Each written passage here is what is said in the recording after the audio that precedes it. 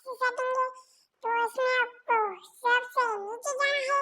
सबसे नीचे जाने के बाद ये आपको दिखेगा, तो आपको इस बटन को 0-1 पे कर लेना है। 1 माइनस करने के बाद ये आपको बिल्कुल पीसी की तरह व्यू देगा। तो ये देखो, तो मेरे को ये इसको ऐसे खेलने में मजा आ रहा है बहुत।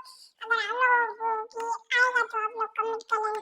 मैं फोर्स सेटिंग में तो आपको जाना है पहले वाले बटन में, ये जो तीन है ना, ये तीनों को आपको 0 कर लेना है। ये आपको फिर इस सेटिंग से निकल जाना है। ये जो आप देख रहे